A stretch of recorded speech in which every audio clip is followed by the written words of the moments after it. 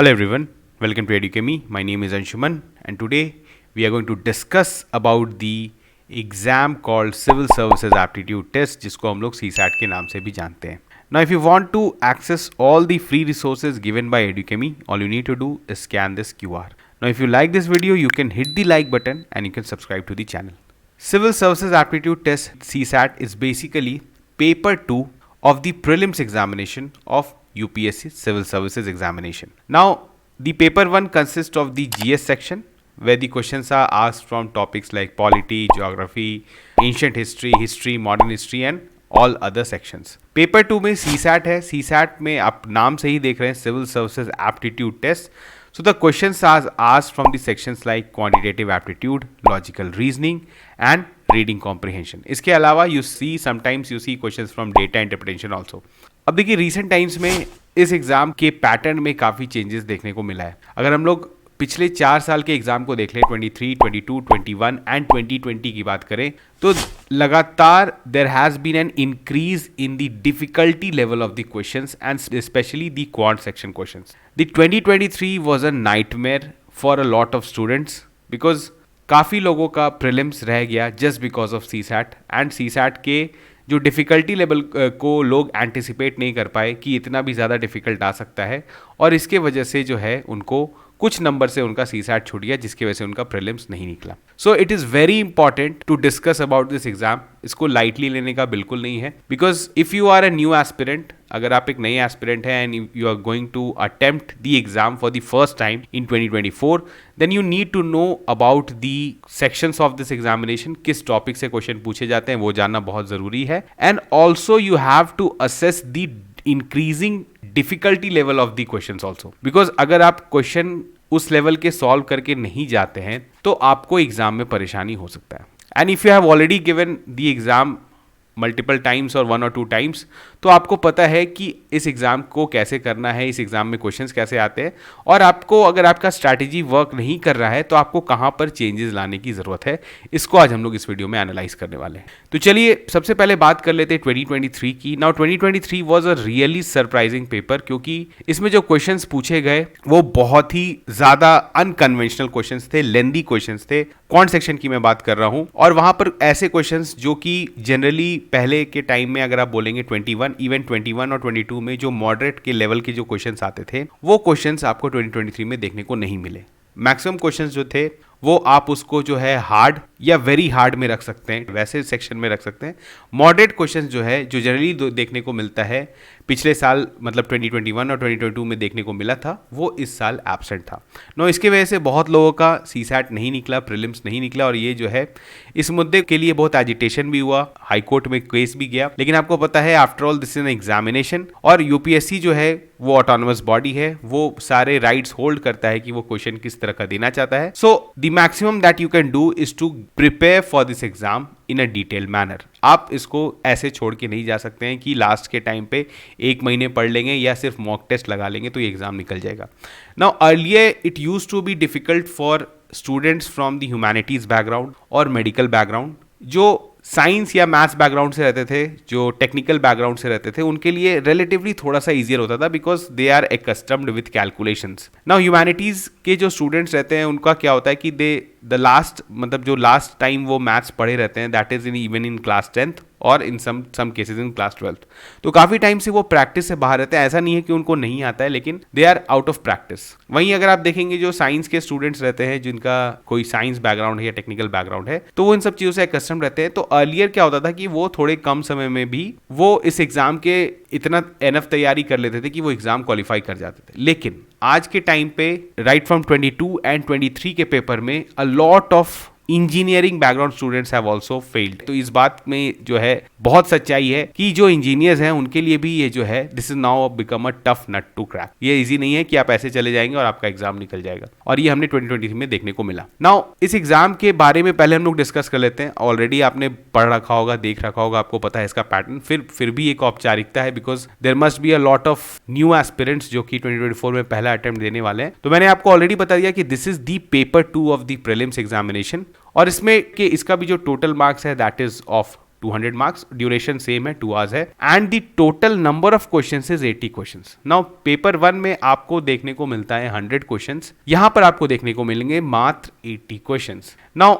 If 80 questions है तो यहाँ पर मार्क्स का डिवीजन जो है वो एवरेज आप मान सकते हैं, सारे क्वेश्चंस पे जो है आपको 2.5 मार्क्स अवार्ड किया जाता है। Now in case the same thing is 1/3 marks जो है आपको पेनल्टी में मिलता है, तो इसका कितना हो जाएगा 0.833 जो है वो आपका नेगेटिव हो जाएगा in case you answer a wrong question. अगर आप एक क्वेश्चन को रॉन्गली आंसर करते हैं तो you will get 0.833 marks as a penalty marks. Now the qualifying marks for this paper is 33% of 200 marks, that is 66 marks आपको लाना पड़ेगा to qualify this paper, and generally लोग टारगेट करते हैं to get beyond 75+ because the range of 66 to 75 is very you may say confusing, और आप बोल सकते हैं जो अनश्योर वाला जो रीजन है उसमें लोग नहीं रहना चाहते हैं, बिकॉज आपको पता है आफ्टर प्रीलिम्स मतलब करीबन 1 मंथ के बाद आपका जो है वो प्रीलिम्स का रिजल्ट आता है, तो उसके बीच में इफ यू आर मतलब आपका सीसैट स्कोर जो है वो कहीं से अगर 66 या 75 मार्क्स के बीच में स्टक है तो यू विल रिमेन कंफ्यूज और आप तैयारी नहीं कर पाएंगे, बिकॉज आपको पता है 1-2 आंसर्स जो है वो वैरी कर जाते हैं, जो ऑफिशियल कीज होता है और जो कोचिंग सेंटर्स जो अपने कीज निकालते हैं उसमें डिफरेंस देखने को मिलता है। तो 1-2 क्वेश्चन के भी डिफरेंस आने की वजह से आपका क्या हो सकता है, स्कोर बहुत ज्यादा वेरिएशन देखने को मिल सकता है। नाउ मैंने आपको बोला कि जो सेक्शंस जो प्राइमरीली जो सेक्शन से क्वेश्चन पूछे जाते हैं that is quant section, logical reasoning and reading comprehension. Now quant के क्वेश्चंस अब इनको हम लोग डिस्ट्रीब्यूशन भी देख लेते हैं, जो जनरल डिस्ट्रीब्यूशन जो देखने को मिलता है, लेकिन ये एकदम आप बोल सकते हैं this is not water tight distribution, इसमें कुछ चेंजेस भी देखने को मिल सकते हैं, कभी आरसी का क्वेश्चन बढ़ सकता है, कभी लॉजिकल रीजनिंग का क्वेश्चन बढ़ सकता है। Now generally we see 38 questions from the quant section. Now 38 questions में भी आप बोल सकते हैं in some years you get questions from data interpretation also. Now data interpretation क्या होता है आपको पता है, जो बार ग्राफ या पाई चार्ट पे बेस्ड कभी क्वेश्चन आपसे पूछ लिया जा सकता है, तो we are counting that question in also in the quant section. इसके अलावा you get questions from logical reasoning. Logical reasoning आपको पता है calendar, direction sense, data sufficiency, इस तरह के टॉपिक से आपसे क्वेश्चन पूछा जाता है, और इसमें जो है करीबन 15 questions you get from the logical reasoning. Now reading comprehensions के इन एंड अराउंड जो है वो समवेयर अराउंड 27 क्वेश्चंस रहते हैं। अगेन मैं जो बोल रहा हूँ this is not water tight, 1-2 questions में वेरिएशंस हो सकता है, लेकिन यू गेट अराउंड 27, 28 और 26 questions from the reading comprehension. Now मैंने आपको ऑलरेडी बोल दिया कि there are the total number of questions is 80 questions and the total marks is 200 marks. अब देखिए अगर आप एनालाइज करेंगे डिफिकल्टी लेवल को, तो डिफिकल्टी लेवल को अगर आपको एनालाइज करना है तो you have to see the questions of quant section, because जो मेजर डिफिकल्टी वेरिएशंस आता है वो क्वांट सेक्शन में देखने को मिलता है। Now reading comprehension has remained almost same level रहा है, अगर आप 21, 22 या उससे पहले के भी पेपर्स देखेंगे तो एक स्टैंडर्ड है सीसैट का जो कि मेंटेन करके रखता है, वो इस तरह के पैसेजेस देता है। अगर आप देखेंगे, अगर आप पैसेज आपने प्रीवियस ईयर क्वेश्चन देखा है तो वहां पर देखेंगे आप पैसेजेस जो है वो कुछ कॉमन टॉपिक्स जैसे इन्वायरमेंट से रिलेटेड कोई टॉपिक्स, साइंस एंड टेक से रिलेटेड कोई टॉपिक, कभी हिस्ट्री से रिलेटेड कोई टॉपिक, वो जो है उस पर बेस वो एक पैराग्राफ दे देते हैं जिसमें आपसे क्वेश्चन पूछा जा सकता है। तो वहां पर जो डिफिकल्टी लेवल है उसमें खासा वेरिएशन देखने को नहीं मिला है। जो सबसे इंपॉर्टेंट सेक्शन जहां पे बहुत सिग्निफिकेंट वेरिएशन या आप बोल सकते हैं एक तरह से लगातार कॉन्स्टेंटली इंक्रीजिंग लेवल है, वो है क्वांट सेक्शन में। नाउ क्वांट में अगर हम लोग क्वेश्चंस को कैटेगराइज करें, मैंने आपके ईज के लिए जो है एक ब्रॉड कैटेगराइजेशन किया है जहां पर you can categorise questions in easy, moderate, hard and I have kept a section called unsolvable. Now this why I have kept this section unsolvable, ये ऐसा नहीं है कि ये क्वेश्चन आपसे बनेगा नहीं, एग्जाम के बाद आप बना लेंगे इस क्वेश्चन को, लेकिन उस एग्जाम के सिचुएशन में जिस टाइम पे आप टेंस्ड माहौल रहता है, टाइम का बहुत क्रंच रहता है, उस टाइम पे ये सारे क्वेश्चंस जो है वो बनाना बहुत मुश्किल है। कुछ लोग बना लेते हैं जिनका क्वांट काफ़ी अच्छा होता है, जिन्होंने कभी एमबीए की तैयारी की है, कभी कैट की तैयारी की है, या उनका फिर ओवरऑल कभी कभी उनका मैथ्स अच्छा होता है, तो वो इस तरह के क्वेश्चंस सॉल्व कर सकते हैं। लेकिन मैंने इसको फिर भी अनसॉल्वेबल वाले सेक्शन में रखा है बिकॉज नॉर्मली स्टूडेंट्स जो है वो उस टेंस्ड माहौल में इस तरह के क्वेश्चंस नहीं बना पाते हैं। नाउ इजी क्वेश्चंस वैसे क्वेश्चंस होते हैं जो कि बिल्कुल बेसिक एप्लीकेशन ऑफ मैथ्स से जो है आप बना सकते हैं, मतलब एकदम बिल्कुल बेसिक एप्लीकेशंस। और ऐसे क्वेश्चंस अगर हम लोग 2022 की बात करें तो there were around 7 easy questions जो कि हम लोग बोल सकते हैं बिल्कुल इजी पिकिंग्स थे। Now the major section that is making the difference in 2022 and 2023 जिसको हम लोग देखेंगे दैट इज द मॉडरेट। ये जो आप देख रहे हैं ये मॉडरेट वाला जो लेवल है, यहां पर पहले क्या होता था, you get around 18 questions from the moderate section. तो कुछ लोग जिनका क्वांट उतना अच्छा नहीं रहता था एंड जो कि रिलाई करते थे more on logical reasoning and English comprehension, तो वो क्या करते थे कि इस मॉडरेट से किसी तरह से 10 क्वेश्चन वो बना लेते थे। 10 क्वेश्चन बना लिए, 11 क्वेश्चन बना लिए और इजी क्वेश्चन उन्होंने बना लिया, तो वो इन एंड अराउंड 20 क्वेश्चन जो है उनका क्वांट का अटेम्प्ट हो जाता था। नाउ 2022 में बहुत लोगों ने इस तरह से कोशिश किया, हालांकि 2022 में भी जो है ये मॉडरेट वाले क्वेश्चंस भी जो थे वो इतने इजी नहीं थे, मॉडरेट लेवल के नहीं थे। मैंने स्टिल कैटेगराइज किया उसको मॉडरेट, क्योंकि वो वहां पर बन सकते थे अगर आप थोड़ा सा प्रोसेस को फॉलो करते, कैलकुलेशन मिस्टेक्स नहीं करते, तो इस तरह के 18 क्वेश्चंस थे जो कि हम लोग मॉडरेट लेवल में रख सकते हैं। नाउ कुछ ऐसे क्वेश्चंस थे जो कि हार्ड थे। हार्ड वैसे क्वेश्चंस होते हैं जिसमें कॉम्प्लेक्स एप्लीकेशन होता है क्वांट का, जैसे आपको पता है, जैसे परमुटेशन एंड कॉम्बिनेशन के क्वेश्चंस हो गए, प्रोबेबिलिटी के क्वेश्चन हो गए, कुछ ऐसे टॉपिक्स या नंबर सिस्टम पे ऐसे बेस्ड कुछ क्वेश्चन पूछ लिए गए जिनका अगर आपको बैकग्राउंड कंसेप्ट नहीं पता है तो वो आप नहीं बना पाएंगे। तो इस सेक्शन को पहले टाइम लोग अवॉइड कर देते थे, इसके बावजूद जो है वो in and around 19 to 20 questions quant में बना लेते थे। एंड 90 to 20 क्वेश्चंस अगर आप क्वांट में बना ले रहे हैं तो आप significant amount of question solve कर ले रहे हैं। अगर आपका एक्यूरेसी 80 to 90% है तब भी आपने डिसेंट अमाउंट ऑफ स्कोर यहां पर से ले लिया है। नाउ हम लोग बात करें दूसरा सेक्शन जो है दैट इज लॉजिकल रीजनिंग, तो उसके भी लेवल में बहुत ज़्यादा चेंजेस देखने को नहीं मिलता है, same as the reading comprehension. वहाँ पर भी अगर हमने देखा था कि देर आर 15 क्वेश्चंस, तो आप 15 क्वेश्चन से आप somewhere around you can find 7 to 8 questions जो कि एग्जाम टाइम में आपसे बन जाएंगे। Same goes with reading comprehension, आप बोल सकते हैं you can solve up to 15 questions जो कि काफ़ी सॉल्वेबल होते हैं, क्योंकि आपको पता है हम लोग आगे डिस्कस करेंगे कि there are some questions that are based on single correct statement या और जिसमें पैराग्राफ भी काफ़ी छोटा है। तो वैसे क्वेश्चंस, या फिर आप बोल सकते हैं बहुत स्ट्रेट फॉरवर्ड टॉपिक है, कोई साइंस एंड टेक का टॉपिक है, जनरली जो पैसेजेस जो साइंटिफिक टर्म्स पे या साइंटिफिक सब्जेक्ट पर बेस्ड होते हैं वो थोड़े से कंपैरेटिवली इजी होते हैं, जो रादर थोड़े से फिलोसफिकल या हिस्टोरिकल बैकग्राउंड पे बेस्ड अगर कोई पैसेज आपसे दे दिया जाए उससे, तो वैसे क्वेश्चंस भी आप 15 क्वेश्चंस ढूंढ लेते थे। Now 15 questions from RC, 7 questions from logical reasoning, तो it somewhere counts to 22 questions and similarly 20 questions from quant section. तो आप 40 to 42 क्वेश्चंस लोग जो है वो सॉल्व कर लेते थे टिल 2022। मैं 2022 एग्जाम के बारे में आपसे डिस्कशन कर रहा हूं because 2023 was a different ball game जिसको हम लोग आगे डिस्कस करेंगे। तो 2022 तक जो था ये 40 to 42 मार्क्स तक जो है या 42 क्वेश्चन आप अटेम्प्ट कर सकते थे ना। अगर आपका एक्यूरेसी 80 to 90% है या 70 to 80% है, स्टिल आप जो है इस एग्जाम को क्वालिफाई कर जाते थे।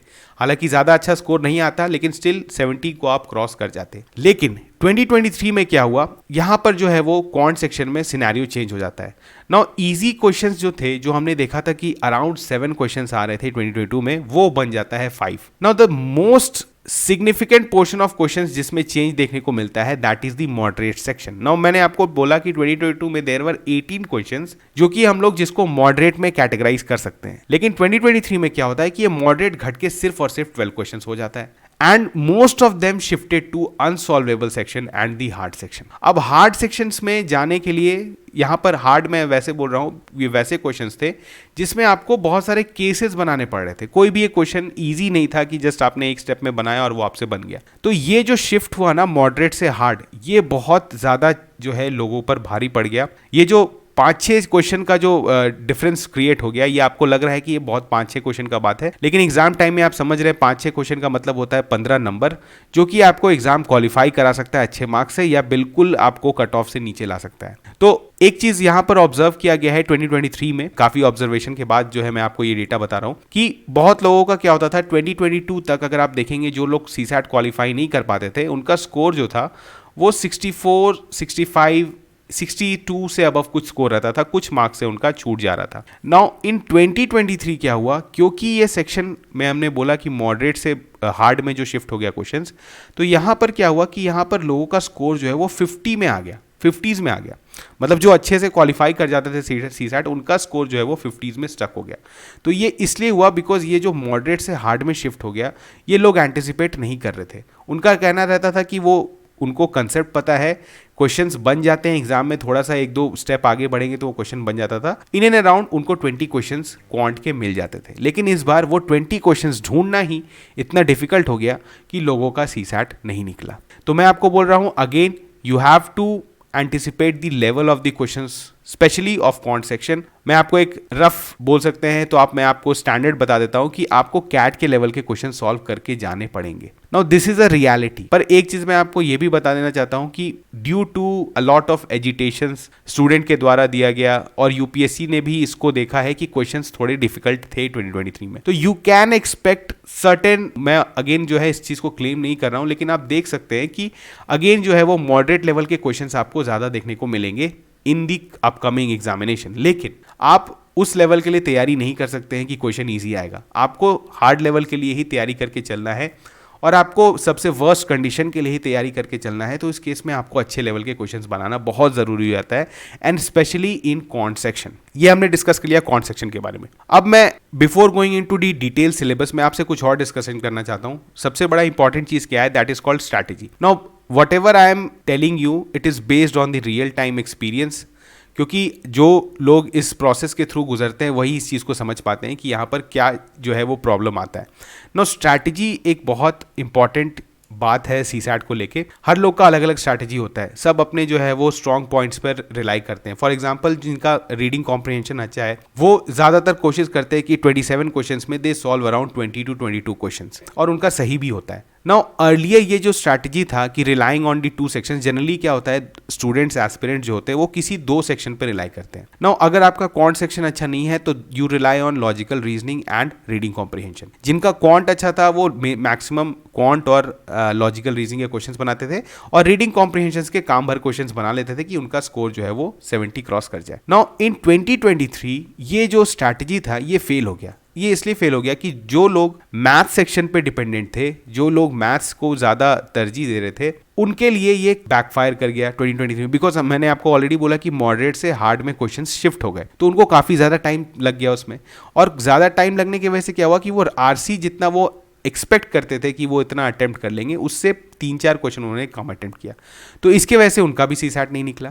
तो यहाँ पर मैं बोलना चाह रहा हूँ कि हो सकता है कि आगे आने वाले एग्जाम में 2024 में आपको रीडिंग कॉम्प्रिहेंशन का लेवल इंक्रीज कर दिया जाए। तो आप कोई हार्ड एंड फास्ट रूल लेके नहीं चलें, या आप एकदम रिजिड स्ट्रैटेजी लेके नहीं चलें कि मैं 2 सेक्शन पे ही रिलाई करूंगा तभी जाके मैं इसको एग्जाम को क्वालिफाई करूंगा। आपको तीनों सेक्शंस को इक्वली अटेंशन देने का जरूरत है और तैयारी करके जाने का जरूरत है। अगर आप स्ट्रैटेजी को बहुत ज्यादा रिजिड रखेंगे तो यूपीएससी जो है वो आपके इस रिजिडिटी से आपको यूज करके आपको ये इस एग्जाम में आपके लिए मुश्किल क्रिएट कर सकता है। So have a flexible you may से स्ट्रैटेजी। अगर आपको लग रहा है कि क्वांट के क्वेश्चंस डिफिकल्ट है तो you can shift to the English questions, comprehension questions ज्यादा बनाइए, रीजनिंग के क्वेश्चन ज्यादा बनाइए। अगर आपको लग रहा है कि रीडिंग कॉम्प्रिहेंशन थोड़ा लेंथी दे दिया गया है तो solve more questions from quant, because the ultimate aim of this आपका है कि आप इस एग्जामिनेशन में यू स्कोर 70+ मार्क्स। आपको इस एग्जाम में टॉप नहीं करना है, आपको सिर्फ क्वालिफाई करना है। तो अपने स्ट्रैटेजीज में वो फ्लूइडिटी रखिए ताकि आप जो है सिचुएशन के अनुसार अपने आप को अडेप्ट कर पाए। Now moving on to the syllabus part में आपको बताना चाहूंगा। अगेन सिलेबस जो है जीएस में अगर आप देखेंगे, if you see the syllabus of GS, वो पूरी तरह से अनडिफाइंड है। एनीथिंग अंडर द सन आपसे पूछा जा सकता है। लेकिन हम लोग सीसैट की बात करें, सीइंग दी पास्ट पीवाईक्यूज, मैं आपको बता सकता हूं कुछ ऐसे इंपॉर्टेंट चैप्टर्स है जो कि यूपीएससी का फेवरेट चैप्टर है। नाउ इस चैप्टर्स में अगर हम लोग क्वांटिटेटिव एप्टीट्यूड में बात करें तो you will see lot of questions from number system chapter. Number system में कंसेप्ट्स, जैसे मैं आपको एक बार बताया था, जैसे आपको पता है नंबर सिस्टम में concept of reminder, concept of factors, इस तरह के क्वेश्चंस बहुत पूछे जा रहे हैं। प्लेस वैल्यू पे क्वेश्चंस बहुत पूछे गए हैं 2023 में। तो number system is the favourite chapter of UPSC.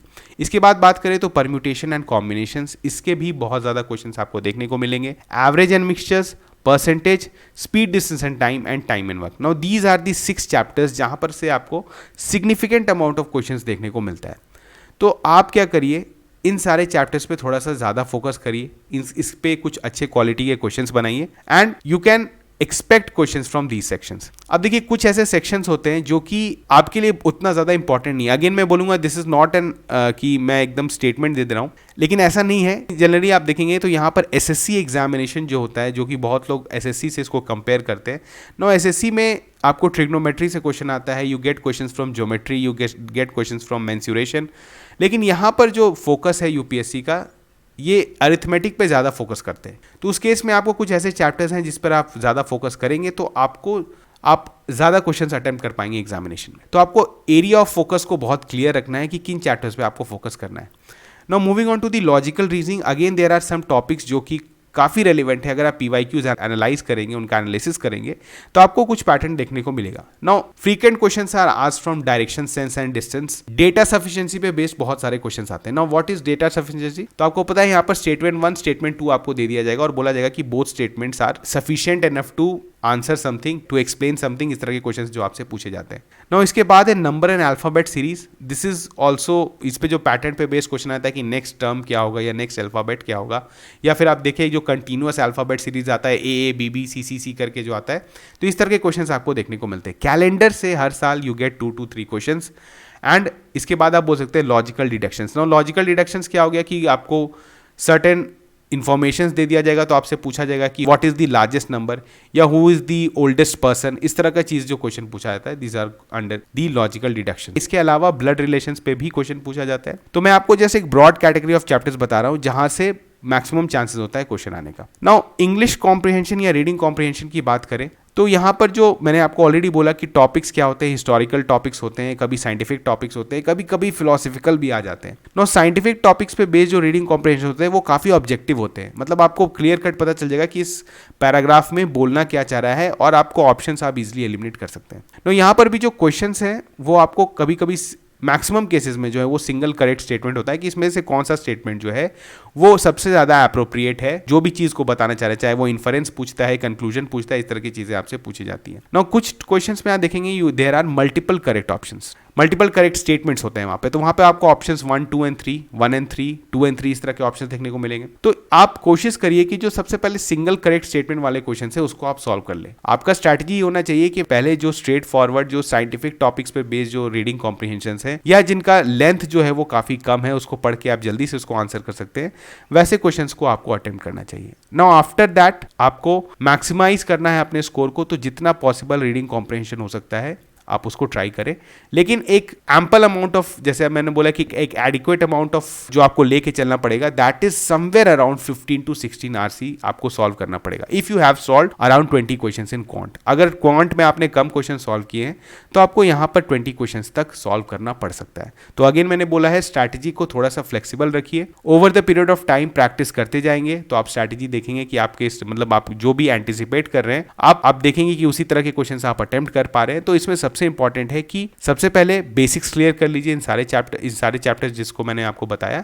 और उसके बाद जो है इस पे कुछ क्वालिटी क्वेश्चन सॉल्व करिए। क्वालिटी क्वेश्चंस मतलब जो अच्छे लेवल के क्वेश्चंस हैं, जो कि मैंने आपको बोला कि is up to the level of CAT. Now last में अगर मैं बोलूंगा तो घबराने का जरूरत नहीं है इस एग्जाम को लेके, ऑल्दो ये टफ हो गया है थोड़ा सा और आपको थोड़ा एक्स्ट्रा एफर्ट लगाना पड़ेगा। बस आप ये सोच के चलिए कि from now on you have to dedicate 1 to 2 hours daily for CSAT. अगर आप अभी से लेके 1-2 घंटे डेली सीसैट को देते हैं, सिर्फ हो सकता है कि जैसे आप जीएस पढ़ते पढ़ते कभी बोर हो जाते हैं तो आप एक चैप्टर का क्वेश्चन लगा लीजिए, तो उससे क्या होगा कि एक तो आप टच में रहेंगे और कभी भी आप पे सडन बर्डन नहीं बढ़ेगा। जैसे होता है क्या कि बहुत लोग इसको लास्ट 2 महीने के लिए छोड़ देते हैं ना। 2 महीने में आपको पता है लास्ट के 2 महीने में माहौल काफ़ी टेंस्ड होता है, आप पे जीएस का रिवीजन का लोड रहता है, साथ में करंट अफेयर्स का भी लोड होता है, तो उस केस में सीसैट नेग्लेक्टेड हो जाता है ना। सीसैट नेग्लेक्ट करके जा नहीं सकते बिकॉज आपने देख लिया है 2023 का पेपर। तो अगर आपको प्रिपेयर करना है तो you have to do that in a sustainable manner. Sustainable manner क्या है